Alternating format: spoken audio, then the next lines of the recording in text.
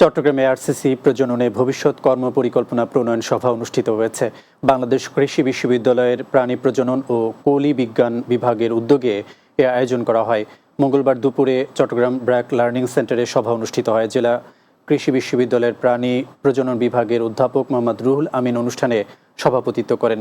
প্রধান অতিথি ছিলেন কৃষি বিশ্ববিদ্যালয়ের প্রাণী প্রজনন বিভাগের প্রবীণ শিক্ষক অধ্যাপক ডক্টর মোহাম্মদ ফজলুল হক ভূঁইয়া। যৌতুককে না বলুন, বাল্যবিবাহকে না বলুন, এ প্রতিবাদে চট্টগ্রামের সন্দ্বীপে শিক্ষার্থীদের নিয়ে যৌতুক ও বাল্যবিয়ে বিরোধী সচেতনতামূলক সভা অনুষ্ঠিত হয়েছে। মঙ্গলবার দুপুরে মগধরা স্কুল অ্যান্ড কলেজের অডিটোরিয়ামে সভা অনুষ্ঠিত হয়।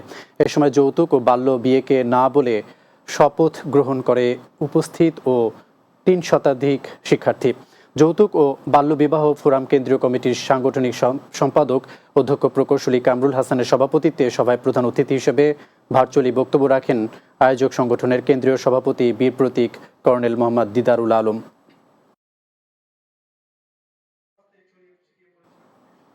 রাতের বাংলায় আরও একটি বিরতি, ফিরছি কিছুক্ষণ পর। বাংলা টিভির সাথেই থাকুন।